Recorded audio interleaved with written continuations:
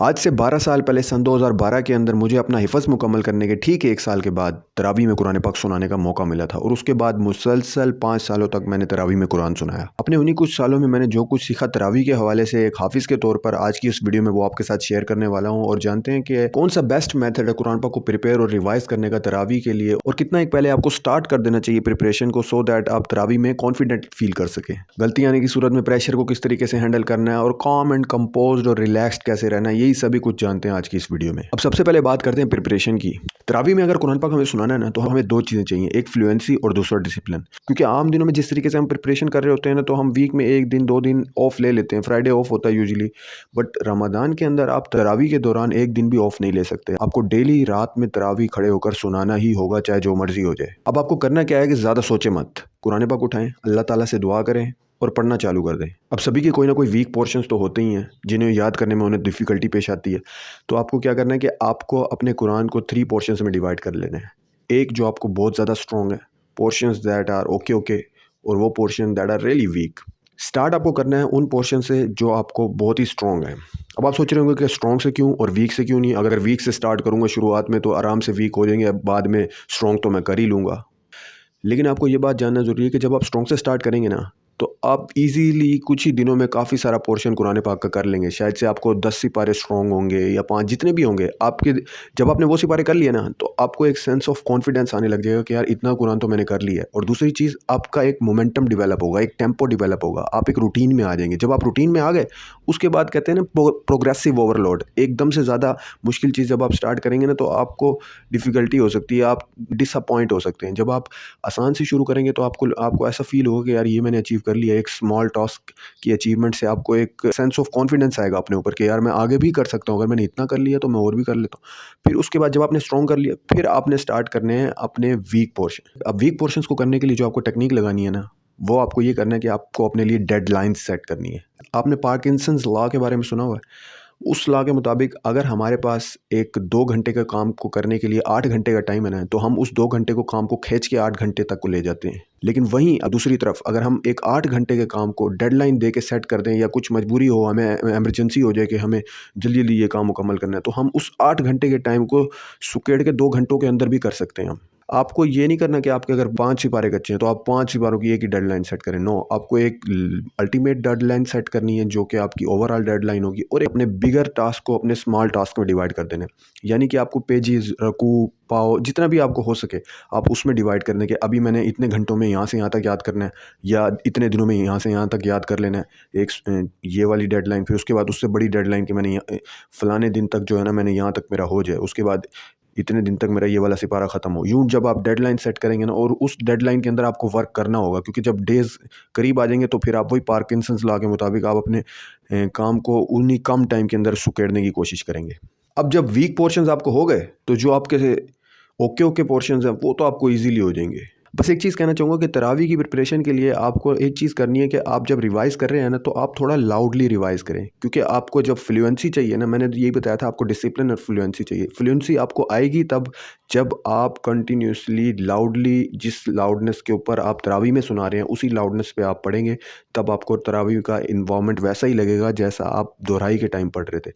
फिर आपको उसमें कुछ डिफरेंस फील नहीं होगा। वरना आपको जब आप आहिस्ता आवाज़ में पढ़ रहे हैं, जैसे दिल दिल में रिवाइज़ कर रहे हैं, तो जब आपको एकदम से लाउडली पढ़ना होगा ना तो आपकी आवाज़ लड़खड़ाने लग जाएगी। इसलिए आपकी आवाज़ की, आपके गले की भी साथ के साथ प्रैक्टिस होना ज़रूरी है। और इस तरीके से प्रिपेयर करते हुए रमज़ान तक इंशाल्लाह आपकी प्रिपरेशन डन हो जाएगी। और अब आ गया रमज़ान, तो रमज़ान में आपको करना क्या होता है कि जो रात में तरावी में आपको सुनाना है उसे दिन में आपको याद करना होगा, रिवाइज़ करना होगा। अब हमारे ब्रेन को एक्टिवली वर्क करने में सबसे इंपॉर्टेंट रोल जो चीज़ प्ले करती है वो हमारी नींद होती है। और ख़ास तौर पे रमज़ान के अंदर ये काफ़ी चैलेंजिंग हो जाता है आपको अपनी नींद पूरी करना जब आप तरावी भी पढ़ा रहे हो, क्योंकि आपको तरावी भी पढ़ानी है। रात को लेट नाइट तक आप जागते रहोगे, उसके बाद सहरी का वक्त हो जाता है थोड़ी देर में, और फिर दिन में आपको जाग के वो याद भी करना है जो आपको अगले दिन तरावी में सुनाना है। अब यहाँ पर अगर मैं आपको अपना एक्सपीरियंस शेयर करूँ, जिस टाइम पे मैं तरावी पढ़ाता था, मैं अपनी नींद किस तरीके से पूरी करता था, तो मैं करता क्या था कि मैं तरावी पढ़ाने के फ़ौरन बाद खाना खा के सो जाता था। और उस टाइम सहरी से पहले मेरी तकरीबन 3 घंटे की नींद पूरी हो जाती थी। सहरी करने के बाद फजर की नमाज़ के बाद मैं दोबारा सो जाता था और उस वक्त मेरी तकरीबन 4-5 घंटे की नींद पूरी हो जाती थी। और यूँ 7 से 8 घंटे की नींद मैं पूरी कर लेता था। मेरा माइंड एकदम फ्रेश हो जाता था और फिर सुबह 10, 11, 12 बजे तक मैं उठ के पढ़ना स्टार्ट कर देता था और फिर शाम तक मुझे याद हो जाता था जो भी अपनी प्रिपरेशन होती थी वो डन हो जाती थी। कुछ लोग ना ये सोचेंगे कि यार रात में हमें हमसे सोया नहीं जाता। ये तो आपके ऊपर ही डिपेंड है कि यार आपको जिस तरीके से अपनी नींद पूरी करनी है ना वो आप करो, क्योंकि नींद बहुत इंपॉर्टेंट है और उसमें मैं कोई फिक्स टाइम आपको नहीं दे सकता। जिस टाइम आपको कंफर्टेबल फील होता है, आपको सुकून मिलता है, आप उस टाइम सो सकते हैं। लेकिन एक कुरान पाक के अंदर ही अल्लाह ताला फरमाते हैं कि जाअलना लैला लियस्कुना फीहा, कि हमने रात को आराम के लिए बनाया है। अल्लाह ताला ने ये कुरान पाक में फरमाया है। तो इसका मतलब अगर जो खालिक है, जो मालिक है, अला यअलमु मन खलक, जो खालिक है उसे नहीं पता होगा क्या? उसने हमें बनाया है, उसको तो ज़्यादा बेहतर पता होगा ना कि हमें कौन सा वक्त हमारे लिए ज़्यादा बेहतर है। तो मुझे ऐसा फील होता है कि रात के टाइम जब आप सोते हैं ना, तो उस टाइम हमें जो कम घंटे भी हो ना अगर, तो हमारी बॉडी उस टाइम अपनी थकावट इतनी ज़्यादा दूर कर लेती है। दिन में आप चाहे उसके डबल भी सो लेना, तो आई थिंक वो थकावट दूर नहीं होती। बट एनीवेज़ ये तो मेरा अपना सजेशन था और आपको जो मुनासिब लगे आप वो कर ही सकते हैं। इसमें कोई फिक्स्ड आपके ऊपर फ़र्ज़ थोड़ी है। बट हाँ, एक चीज़ मुझे याद है कि मेरे पास उस वक्त ना ही इंटरनेट, ना ही मोबाइल फ़ोन, स्मार्टफ़ोन कुछ भी नहीं होता था। शायद से इस वजह से भी रात को सोना मेरे लिए ईज़ी हो जाता होगा। अब बात करते हैं कि कितना टाइम पहले आपको प्रिपरेशन स्टार्ट कर देनी चाहिए सो दैट आप तरावी के दौरान कॉन्फिडेंट फ़ील कर सकें। तो यार इसका अगर मैं एक लाइन में जवाब देना चाहूँ तो मैं यही कहूँगा कि आपको एटलीस्ट 90 डेज़ पहले आपको अपनी प्रिपरेशन स्टार्ट कर देनी चाहिए। क्यों? क्योंकि अगर आपने ऐसा ना किया तो वक्त गुजरता जाएगा, रमज़ान जितना करीब आता जाएगा, जितने दिन रमज़ान आने में घटते जाएंगे, उतना आपका स्ट्रेस लेवल बढ़ता जाएगा और फिर हो सकता है आप इस चीज़ से फ़रार भी इख्तियार करोगे, यार इस साल मैं नहीं पढ़ाता, अगले साल तरावी पढ़ाता हूँ क्योंकि मेरी प्रिपरेशन इतनी है ही नहीं। और वैसे भी अगर आप सारा साल कुरान पाक नहीं पढ़ते ना, रमज़ान से एटलीस्ट 3 महीने पहले तो आपको रिवीजन्स करनी ही चाहिए। इतना तो टाइम आपको कुरान को देना ही चाहिए। और इतने टाइम में आप 2 रिवीजन्स अगर आप निकालते हैं ना, तो इसी से आगे 2 सवालों के जवाब भी जुड़े हुए हैं कि आप रमज़ान के अंदर काम एंड कंपोज्ड, रिलैक्स्ड कैसे रहें तरावियों के दौरान और प्रेशर को कैसे हैंडल करें जमात के अंदर कुरान सुनाने का। तो देखिए, जब आप 2 रिवीजन्स निकालेंगे ना, तो आप हो जाएंगे रेडी और जब आप रेडी हो जाते हैं तो फिर अपने आप आपके अंदर कॉन्फिडेंस आने लग जाता है। 80% कॉन्फिडेंस आपकी प्रिपरेशन आपको देती है। बाकी जो 20% कॉन्फिडेंस है ना, वो आपको अपने एक्सपीरियंस से आएगा। जब आप मुसल्ले के ऊपर वहाँ पर जाएँगे ना, शुरुआत में आपको हिचकिचाहट होगी, आपके अंदर एक हल्का-सा एक नर्वसनेस का फैक्टर आएगा, बट जैसे ही वो 1 रकात 2 रकात निकलेगी ना, फिर आप फ़ौरन रिलैक्स्ड हो जाएंगे और आप यूज्ड टू हो जाएंगे उस एनवायरनमेंट के, उस सिनेरियो के, सारी जगह के। इवन आई स्टिल रिमेंबर कि बैक देन जब मैं तरावी पढ़ाया करता था 2-3 साल के बाद भी मेरा इतना तो एक्सपीरियंस हो गया था 2-3 साल का, लेकिन फिर भी जब पहली तरावी जो वो जो पहली रकात होती थी ना, उसके अंदर मुझे मेरी आवाज़ लड़खड़ा जाती थी, टांगें काँप जाती थी, लेकिन वो शुरुआत के जस्ट फ्यू मिनट्स, उसके बाद सब कुछ रिलैक्स हो जाता था। एनीवेज़, अब बात करते हैं आपकी अगर मिस्टेक आती है तरावी के दौरान तो आपको क्या करना चाहिए। फर्स्ट ऑफ ऑल देखिए, आपने एक मिस्टेक की है, कोई इतनी बड़ी बात नहीं है, सभी करते हैं और आपको अपने माइंड से ना ये चीज़ बिल्कुल निकाल देनी चाहिए कि पीछे जो लोग हैं ना, उन्होंने हरगिज़ आपसे ये एक्सपेक्ट किया ही नहीं होता कि आप विदाउट एनी मिस्टेक पूरा कुरान सुना देंगे।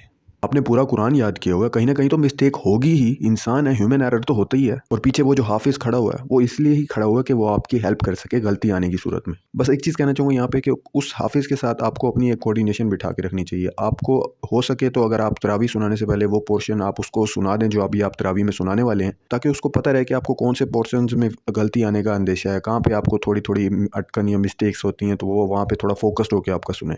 और यहाँ पे एक ख़ास बात मेंशन करना चाहूँगा कि जितना भी ज़्यादा आप गलती के बारे में सोचेंगे ना कि कहीं यहाँ पे मेरी गलती आ ना जाए, कहीं यहाँ पे ये मुश्किल रुकू आ गया, तो वो आपकी गलती आने के चांस उतने ज़्यादा बढ़ जाएंगे।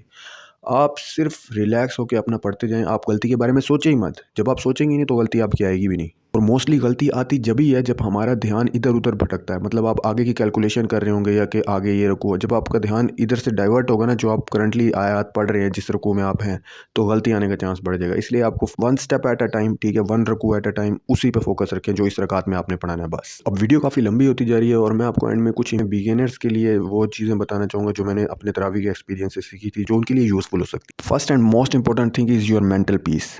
अगर आपके यहाँ पे प्रॉब्लम चल रहा है ना, आपके यहाँ पे अंदर ही एक लड़ाई चल रही है, तो फिर आप अपना कुरान पीसफुली, आराम से, सुकून से नहीं सुना सकेंगे।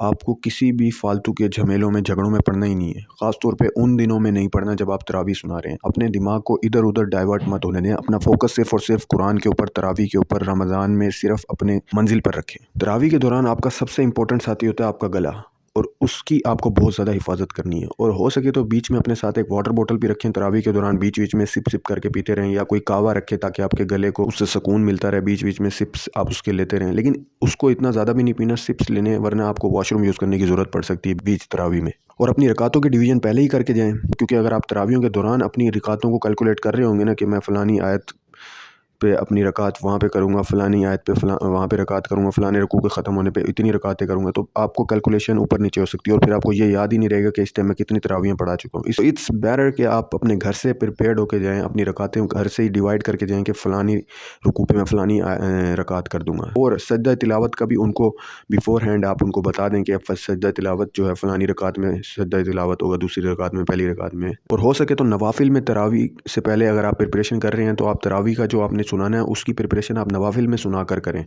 और अगर आपके साथ पॉसिबल है अपने दोस्तों फैमिली मेम्बर्स को पीछे खड़ा करके एक काइंड ऑफ तरावी का इन्वायरमेंट सिनेरियो मिमिक करें, ताकि आपको जब तरावी सुनाने जाएं तो एक बिल्कुल एकदम से कुछ न्यू फील ना हो। और ये काफ़ी हेल्प करता है अगर आपने ऐसा करने में पॉसिबल आपको ये अगर इजीली आप ये कर सकते हैं और अगर आप ये करते हैं तो आपको बहुत ज़्यादा फ़ायदा होगा। और एक बहुत इंपॉर्टेंट चीज़ कि तरावी के दौरान आपकी डाइट भी बहुत इंपॉर्टेंट है। आपको अफ्तारी में इतना खाना नहीं खाना कि आप तरावी में खड़े ही ना हो सकें, क्योंकि हमारे पेट के अंदर जैसे हदीस में आया है ना कि एक हिस्सा खाने का, एक हिस्सा पानी का और एक हिस्सा हवा का रहना ही चाहिए ताकि हम अच्छे से सांस ले सकें इबादत में, वरना मुश्किल होती है। तो इसी तरह तरावी में भी जब आप ज़्यादा खा के जाएंगे ना, आपका पेट पहले ही फूल जाएगा और जब आपका पेट फूला होगा तो जब आप तरावी में रकातों में लंबे लंबे सांस बार बार आपको पढ़ने के लिए जब पेट को अंदर बाहर होना पड़ेगा तो आपको पेट में मसला हो सकता है, पेट में दर्द भी हो सकता है और आपको बार बार जो है ना डिकार आएंगे और आप सही नहीं लगेगा माइक के ऊपर। इसलिए हमेशा ये याद रखिए, रमज़ान में जब आप तरावी सुना रहे हैं ना ख़ास तौर पे, उस टाइम आप हैवी किस्म की अफ्तारी मत करें।